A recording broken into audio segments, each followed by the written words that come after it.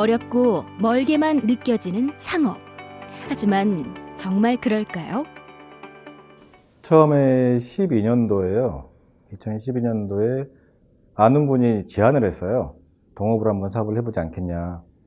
그래서 어플 쪽 파트를 저희가 맡고 시작을 했는데 얼마 안 돼서 이제 안 되더라고요. 동업이라는 게. 그래서 의견이 달라서 갈라서가 됐는데 그때가 12년 12월경이었어요.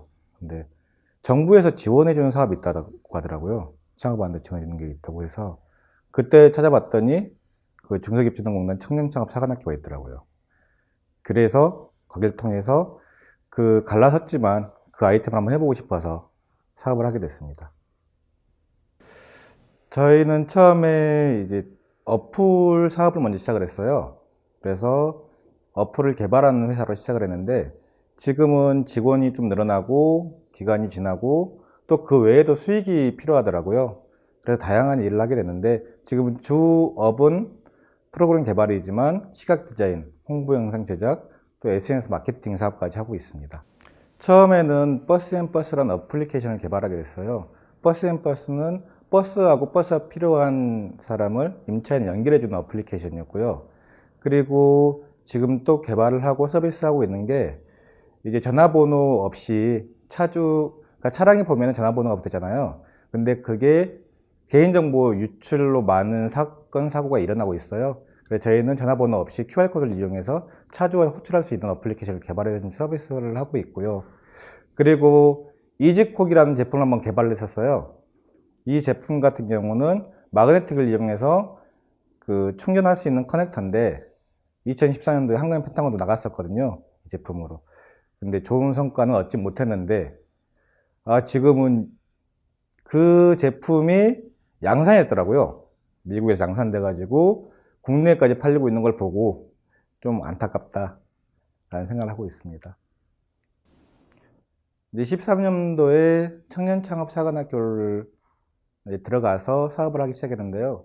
그때는 혼자서 시작했어요.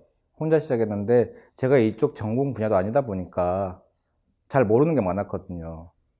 그리고 졸업 후에 이제 이 사업을 계속 유지를 해야 되는데 제가 가진 역량이 아직 부족하더라고요.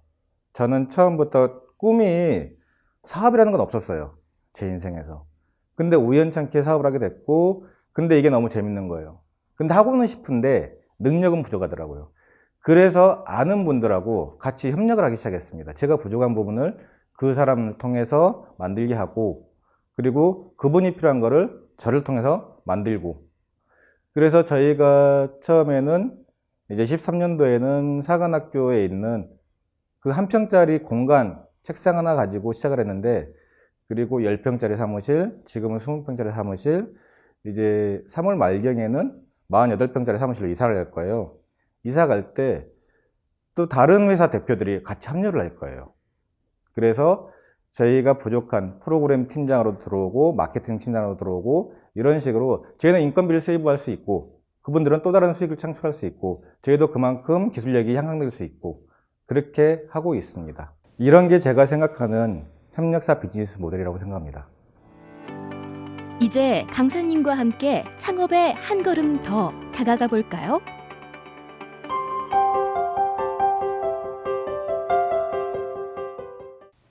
창업자 여러분들이 사업을 하려는 아이템은 많은 돈을 벌 수 있을 거라고 생각하십니까? 이를 혼자 할 수 있다고 생각하십니까? 아니면 생산을 하는데, 판매를 하는데 협업할 계획을 가지고 계십니까? 이번 시간에는 협업관계를 통해 사업을 진행하게 되면 어떤 시너지 효과를 얻을 수 있을지 이야기 나눠보도록 하겠습니다. 사례 하나를 보시겠습니다. 유니클로는 발열 속옷 히트탭, 냉감 속옷 에어리즘, 초경량 패딩, 울트라 라이트 다운 이와 같은 기능성을 강조한 의류로 유명한 회사입니다. 이들은 글로벌 히트 상품은 바로 유니클로가 일본 섬유 업체인 도레이와 함께 개발, 생산하고 있습니다. 이러한 기술 개발과 신제품의 아이디어를 도레이와 함께 함으로써 아주 큰 성공을 본 사례라고 볼 수 있습니다. 여러분들이 창업을 혼자 시작하시려 하십니까? 큰 힘을 함께 모아가면 더 많은 시너지 효과를 볼 수 있습니다. 자, 이제부터 창업자 여러분과 함께 협력자 비즈니스 모델의 필요성과 의의, 그리고 협력자 비즈니스 모델 수행을 위한 선행 조건에 대해서 살펴보고, 다음으로 협력자 비즈니스 모델의 유형과 사례를 살펴보도록 하겠습니다.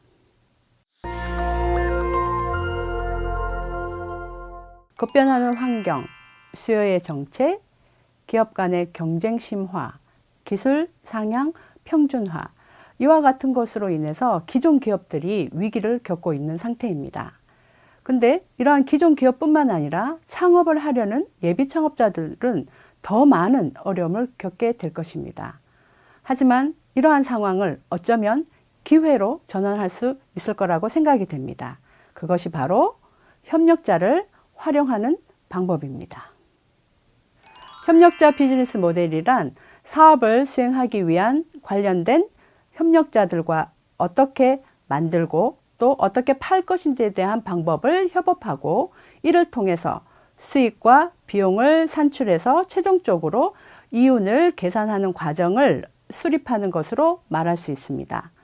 협력 대상자들은 공급자, 구매자, 경쟁자 모두가 될 수 있습니다. 특히 역량이나 자원이 크게 부족한 예비 창업 기업들이 수십 년의 업력과 광범위한 시장 지배력을 갖춘 기존 제조기업들과의 틈바구니를 제치고 어떻게 빠르게 사업을 확대할 수 있다고 생각하십니까? 다양한 이유가 있겠지만 무엇보다 2000년대 이래 디지털 인터넷 기반의 산업 생태계가 새롭게 조성되었다는 점을 우리는 들 수 있습니다.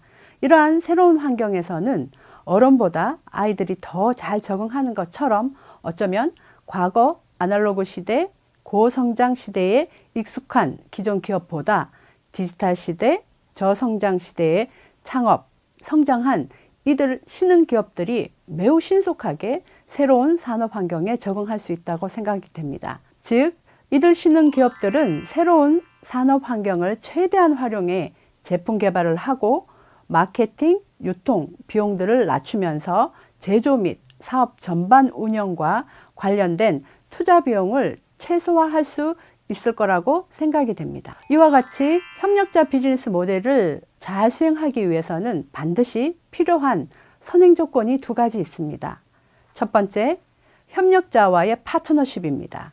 이들 협력자와의 어떤 관계를 형성하느냐에 따라 여러분의 시너지 효과는 달라질 수 있습니다. 두 번째, 정보, 특히 협력자와의 관련된 정보의 획득을 통해서 이들과의 관계에서 협상력을 높이는 것은 매우 중요한 조건일 것입니다. 따라서 이 두 가지 요소는 창업 준비 단계에서 고려하셔야 할 내용입니다.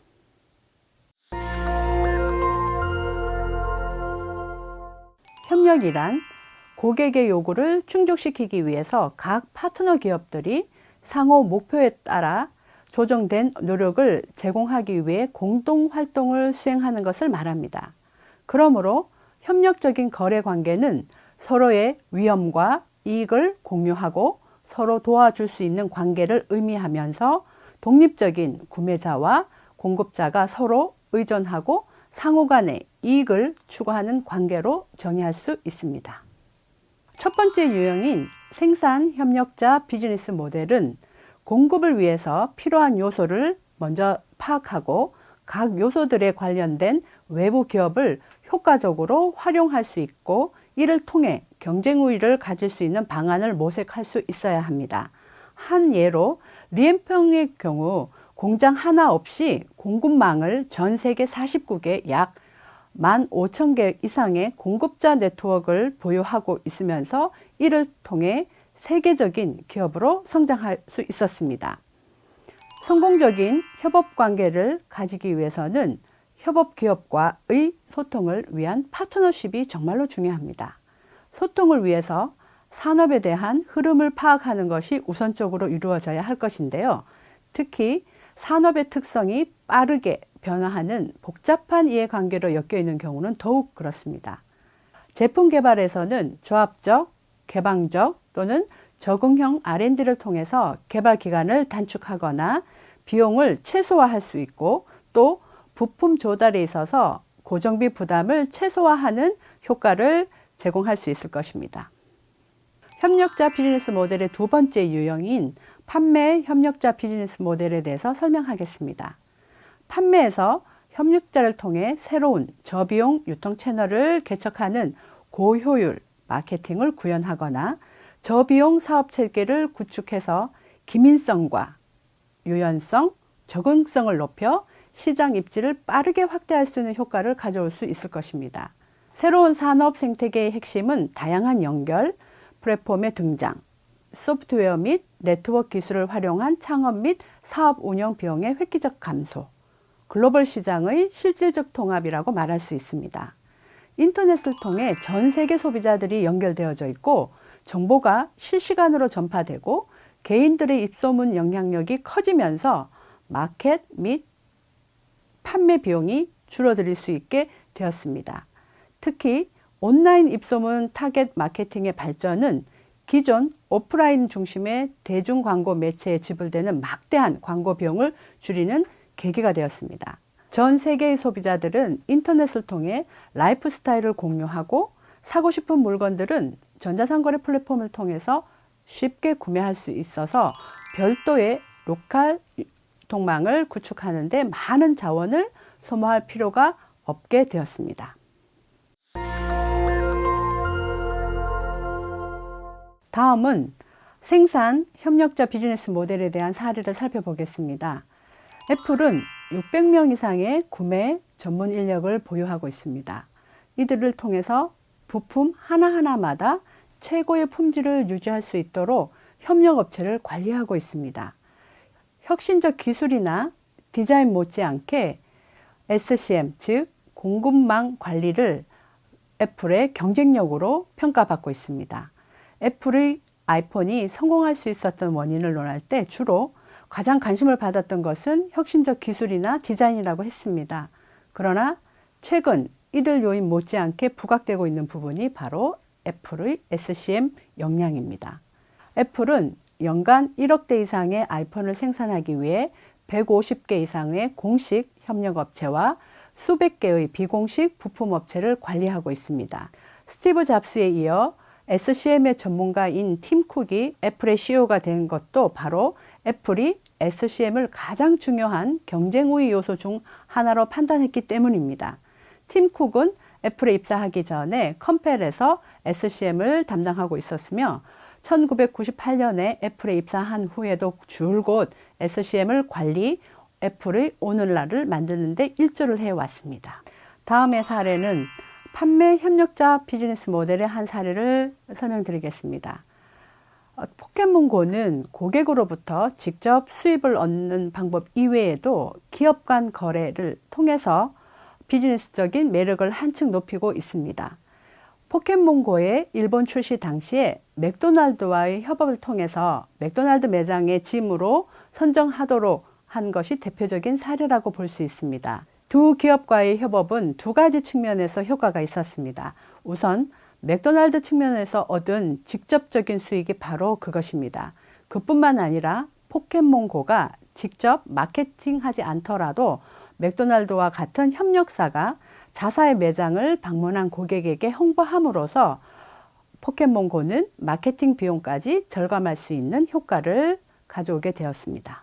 판매 협력 비즈니스 모델의 두 번째 예를 말씀드리겠습니다. 현대백화점의 경우 지난 2009년도부터 진도 발효식품, 강진, 토화젓 이와 같은 전국 방방곡곡에 숨겨진 먹거리들을 찾아서 그 가치와 이야기를 상품으로 만든 프리미엄 브랜드 명인 명촌을 선보였습니다.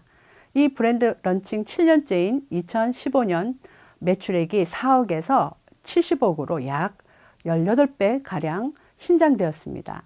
또한 절기와 계절별 매실축제, 술 만들기 등 시즌 테마 행사를 개최하고 원료 농산물 산지 방문 등 지역과의 연계한 체험 행사를 진행함으로써 농업의 6차 산업화에 크게 기여한 바가 있습니다.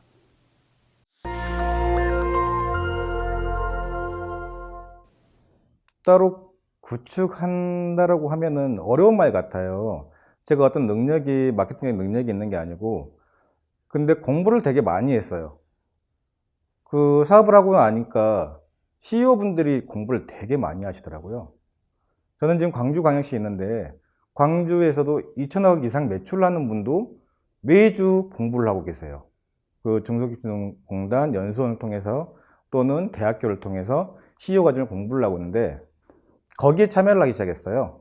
소개를 통해서 참여를 하게 되고 더 역량을 키우기 위해서 열심히 공부를 하고 항상 맨 앞줄에 앉아 있었거든요. 두 번째 수업을 들으니까 그분들이 먼저 오시더라고요. 넌 되게 열심히 한다. 그러면서 신뢰가 쌓이더라고요. 신뢰가 쌓이니까 너한테 한번 일 맡겨볼까? 그렇게 해서 일이 들어오고 마케팅이 진행됐던 것 같아요. 그냥 다른 방법은 없고요. 열심히 했던 것 같아요. 그거를 진심으로 하니까 진심으로 봐준 게 네트워크이지 않을까라고 생각합니다.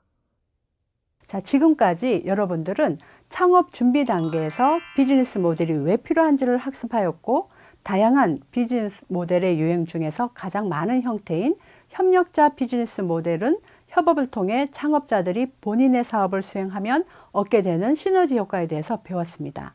또한 협력자 비즈니스 모델에서 협력자 구조를 또 공급자와 판매자로 구별하고 이에 따른 비즈니스 모델 사례들을 살펴보았습니다. 자, 지금까지 나의 비즈니스 모델을 구축하기 위해서 공급자 네트워크와 판매자 네트워크를 어떻게 구축했는지를 생각해 본 시간이 되었습니다. 여러분들 경청해 주셔서 감사합니다. 생산협력자 비즈니스 모델을 통해 얻을 수 있는 시너지와 그 사례는 어떤 것이 있나요?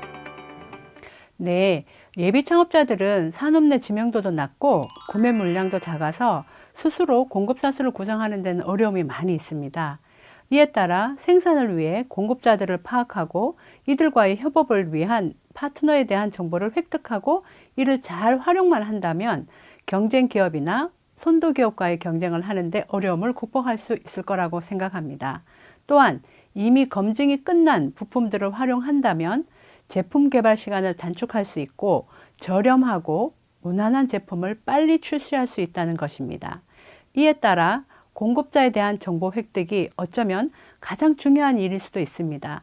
이들을 파악하고 이들과의 협업 관계를 파트너로서의 역할 수행을 위한 준비를 하는 것이 필요할 거라고 생각이 됩니다.